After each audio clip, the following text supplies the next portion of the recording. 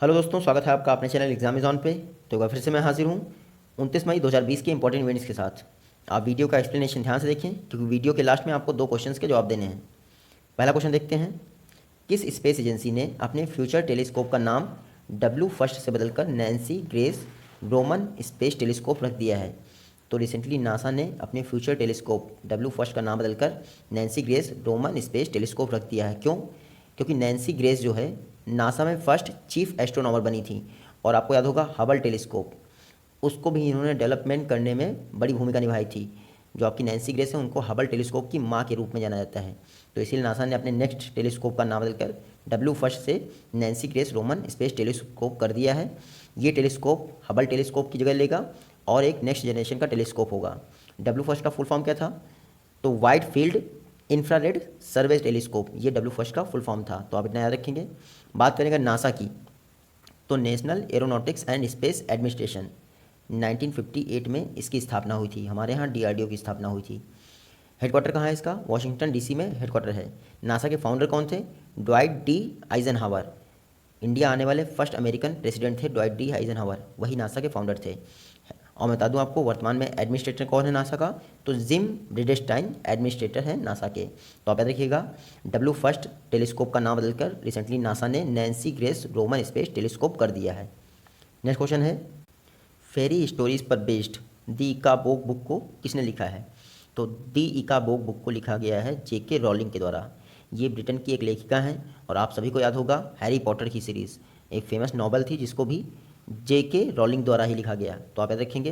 Recently दी इका book के कुछ चैप्टर इंडिया में भी लॉन्च हुए हैं। नवंबर तक धीरे धीरे इसके सारे चैप्टर इंडिया में लॉन्च हो जाएंगे। तो आप याद रखिएगा, दी इका बुक जिसमें परियों की कहानियाँ हैं, बच्चों के लिए ये बुक लिखी गई है। ऑथर हैं जेके रॉलिंग, ब्रिटेन से बिलोंग करती हैं और हैरी पॉटर सीरीज़ की भी यही लेखिका हैं। नेक्स्ट क्वेश्चन देखते हैं। किस स्टेट या यूटी ने अपने first solar lift irrigation project को इनॉग्रेट कर दिया है? तो रिसेंटली लद्दाख में लद्दाख का पहला solar lift irrigation project inaugurate किया गया। इसका इनॉग्रेशन किसने किया? जो लद्दाख के एनिमल हस्बेंड्री डिपार्टमेंट के डायरेक्टर हैं मोहम्मद रज़ा, उन्होंने इनॉग्रेशन किया। इस सोलर लिफ्ट इरिगेशन प्रोजेक्ट में टोटल 5 किलोवाट का सोलर प्रोजेक्ट बनाया गया है जिसमें आपकी 3 हॉर्स पावर की मोटर होगी जो per day 45,000 litre water supply करेगी। तो आप ऐसे देखिएगा, लद्दाख का पहला solar lift irrigation project recently Mohammad Raza ji ने इनॉग्रेट कर दिया है। बात करते हैं अगर लद्दाख की, तो 31 अक्टूबर 2019 को लद्दाख का गठन हुआ था। लेफ्टिनेंट गवर्नर कौन है यहाँ के? लेफ्टिनेंट गवर्नर हैं आर के माथुर जी। नेक्स्ट क्वेश्चन देखते हैं। गवर्नमेंट ऑफ इंडिया ने किस तारीख से आरबीआई बॉन्ड या फिर government of India bond scheme 2018 को डिसकंटिन्यू कर दिया है? तो रिसेंटली गवर्नमेंट ऑफ इंडिया ने एक नोटिफिकेशन जारी किया था, उसके तहत 28 मई के बाद ये स्कीम जो है डिसकंटिन्यू हो जाएगी। अब लोग इसमें इन्वेस्टमेंट नहीं कर पाएंगे। कारण क्या दिया है गवर्नमेंट ने? गवर्नमेंट ने कहा है कि इंटरेस्ट रेट काफ़ी नीचे आ गए हैं, इसलिए इस स्कीम को रन करने का कोई मतलब नहीं है। मैं बता दूं आपको, इसका दूसरा नाम था 7.75 सेविंग बॉन्ड स्कीम। 2018 में लॉन्च की गई थी। कोई भी पर्सन इसमें 1,000 रुपीज़ तक का इन्वेस्टमेंट कर सकता था। 7 ईयर का मेच्योरिटी पीरियड था और बाद में इसको लगभग 1,700 रुपीज़ मिलते। तो इंटरेस्ट रेट डाउन होने की वजह से गवर्नमेंट ऑफ इंडिया ने इस स्कीम को डिसकंटिन्यू कर दिया। आप देखिएगा, इस स्कीम को इम्प्लीमेंट कौन करता था? तो आरबीआई इस स्कीम को इम्प्लीमेंट करता था। बात करते हैं आरबीआई की, तो हिल्टन यंग कमीशन की सिफारिश के आधार पर आरबीआई एक्ट 1934 के द्वारा 1 अप्रैल 1935 को आरबीआई की स्थापना हुई थी। कहाँ पे? कोलकाता में। बाद में 1937 में इसका हेडक्वार्टर मुंबई ट्रांसफ़र कर दिया गया था। आरबीआई का नेशनलाइजेशन हुआ था 1949 में। जिस वर्ष आपका बैंकिंग रेगुलेशन एक्ट पास हुआ था उसी वर्ष। आरबीआई के फर्स्ट गवर्नर कौन थे? तो ऑसबॉर्न स्मिथ आरबीआई के फर्स्ट गवर्नर थे। फर्स्ट भारतीय गवर्नर थे सीडी देशमुख जी। वर्तमान में जो गवर्नर हैं वो 25th गवर्नर हैं शक्तिकांत दास जी। कभी कभी एग्जाम में ये भी पूछ लेते हैं कि जो शेड्यूल कमर्शियल बैंक होती हैं वो आरबीआई की किस शेड्यूल में लिस्टेड होती हैं? तो ये आरबीआई की सेकंड शेड्यूल में लिस्टेड होती हैं। आप याद रखिएगा। तो रिसेंटली आरबीआई बॉन्ड या government of India bond scheme 2018 discontinue हो गई है 28 मई 2020 के बाद से। आप याद रखिएगा।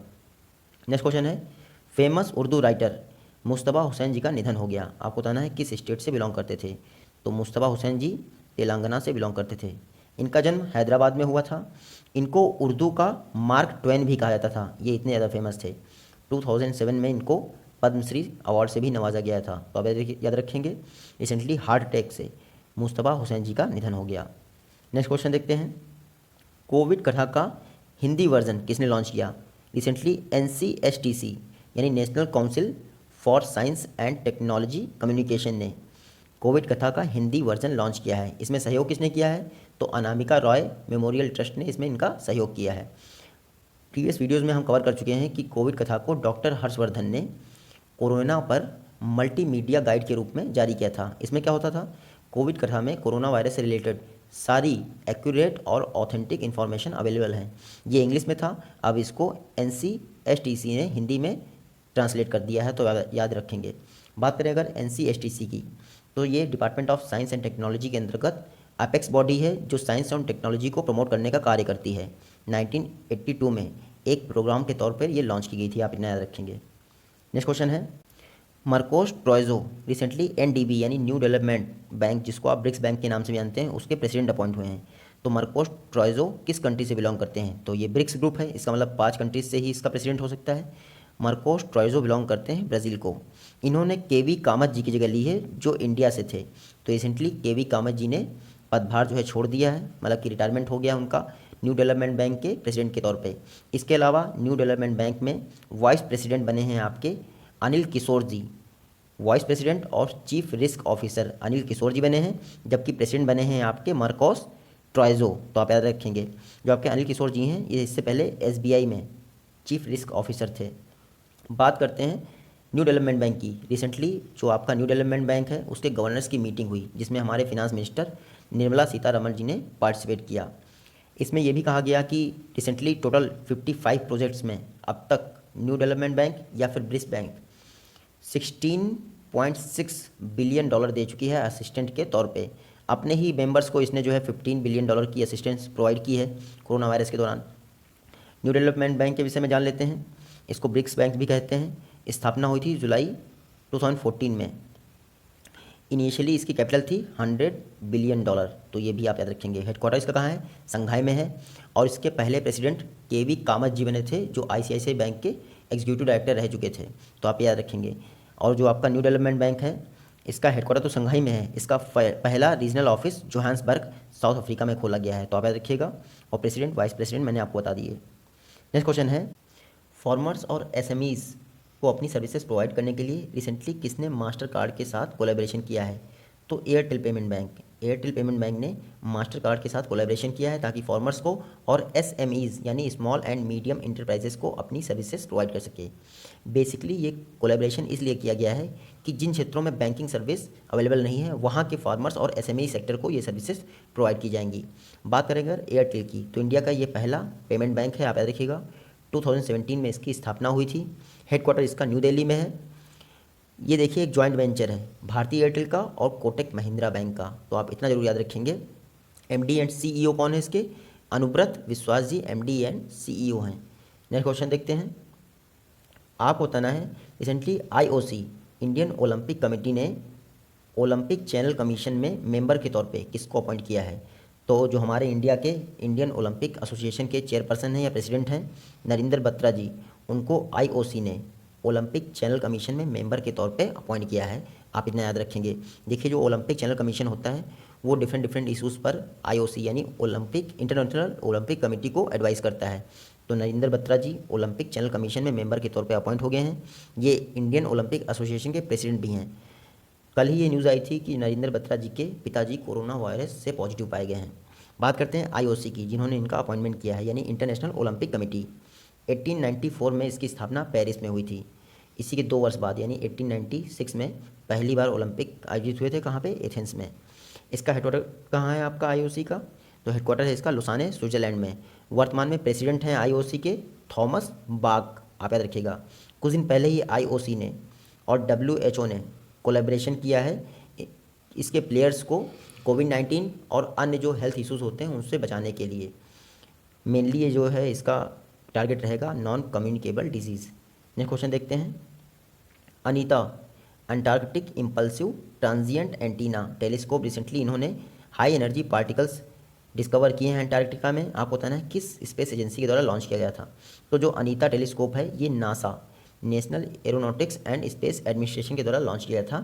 पर्पस था जो अंटार्कटिक क्षेत्र है वहाँ पर न्यूट्रिनोज की खोजबीन करना। ये नासा का पहला ऐसा प्रोजेक्ट था जो न्यूट्रिनो से रिलेटेड था। अपने इंडिया में भी पहली न्यूट्रिनो ऑब्जर्वेटरी कहाँ बन रही है? तमिलनाडु के थेनी डिस्ट्रिक्ट में बन रही है। उसी तरह से ये नासा का भी पहला प्रोजेक्ट था। इसमें आप देख रहे हैं एक बलून है जिसमें हीलियम गैस भरी हुई है, उसको 37,000 मीटर की ऊंचाई पर छोड़ दिया गया है। उसमें ही अनीता टेलीस्कोप को फिट कर दिया गया है जो कि एक रेडियो टेलीस्कोप है। रिसेंटली अनीता रेडियो टेलीस्कोप ने अंटार्कटिका की आइस से न्यूट्रिनोस के फाउंटेन को देखा है। तो आप याद रखिएगा अनीता नासा का एक उपक्रम है। नेक्स्ट क्वेश्चन देखते हैं।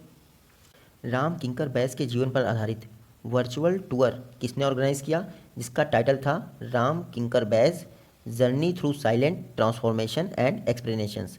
तो रिसेंटली मिनिस्ट्री ऑफ कल्चर के अंतर्गत NGMA national gallery of modern art ने राम किंकर बैस के जीवन पर आधारित एक वर्चुअल टूर ऑर्गेनाइज किया।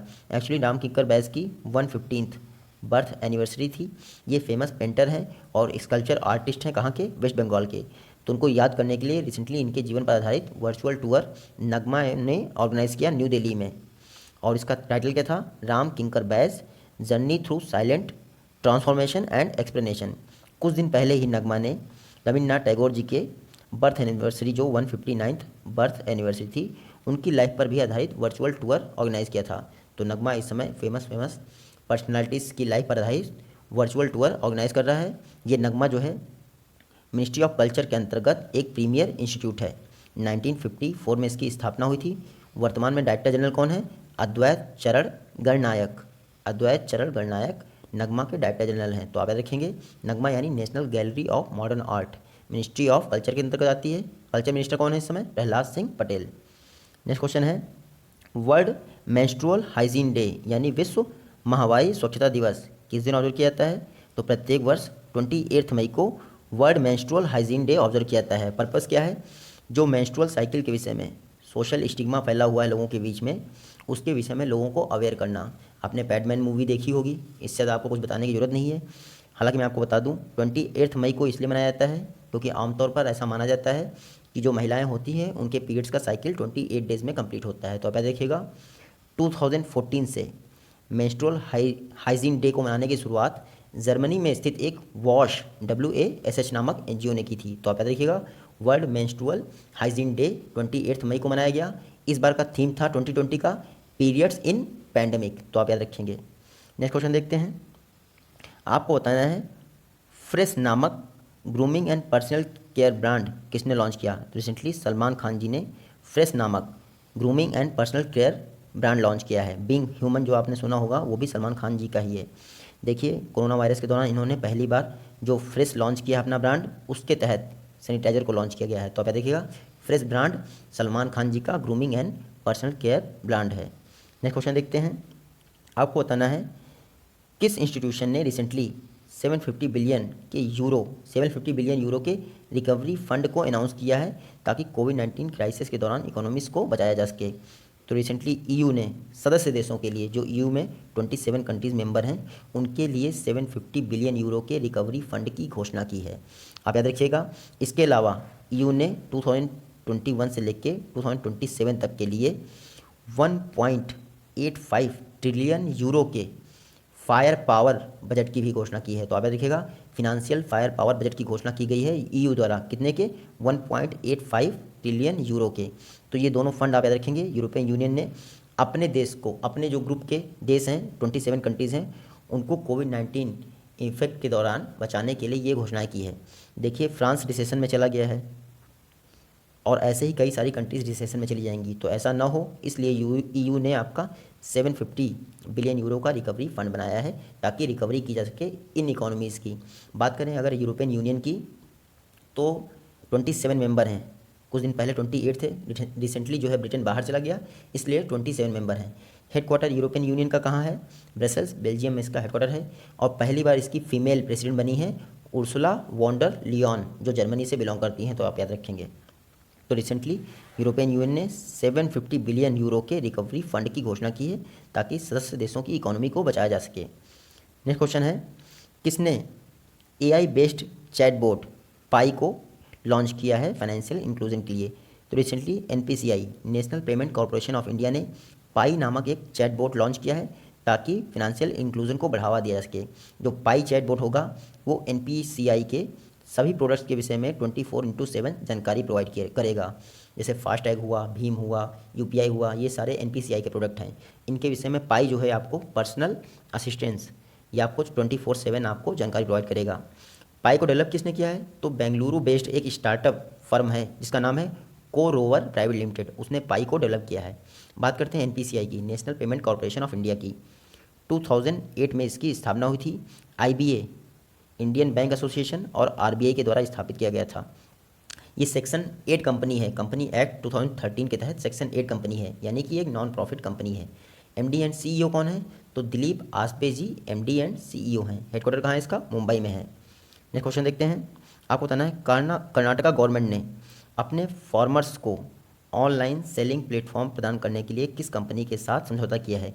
रिसेंटली कर्नाटका गवर्नमेंट ने फ्लिपकार्ट के साथ समझौता किया है ताकि इसके फार्मर्स को अपने मैंगो मार्केट के लिए और सारी जो हॉर्टिकल्चर क्रॉप्स हैं उनके मार्केट्स के लिए, जितनी भी पेरेसिबल कमोडिटीज़ हैं उनके लिए ऑनलाइन सेलिंग प्लेटफॉर्म प्रोवाइड किया सके। कुछ दिन पहले ऐसा ही समझौता बिहार गवर्नमेंट ने अपनी शाही लीची के लिए और जर्दालू मैंगो के लिए इंडियन पोस्ट डिपार्टमेंट से किया था। तो आप बिहार गवर्नमेंट का इंडियन पोस्ट याद रखेंगे और कर्नाटका गवर्नमेंट का फ्लिपकार्ट, दोनों गवर्नमेंट का आप याद रखेंगे। बात करें अगर फ्लिपकार्ट की, तो 2007 में इसकी स्थापना हुई थी। सचिन बंसल और बिन्नी बंसल ने इसकी स्थापना की थी। हेडक्वार्टर है बेंगलुरु में। वर्तमान में चीफ एग्जीक्यूटिव ऑफिसर कौन है? कल्याण कृष्णमूर्ति जी CEO हैं फ्लिपकार्ट के। और पेरेंट कंपनी कौन है? तो वॉलमार्ट इसकी पेरेंट कंपनी है, क्योंकि 2018 में वॉलमार्ट ने 77% शेयर एक्वायर कर लिए थे फ्लिपकार्ट के। नेक्स्ट क्वेश्चन देखते हैं। आपको बताना है फाइनेंशियल ईयर 21 में इंडिया की ग्रोथ रेट कितनी होगी according to Fitch credit rating agency?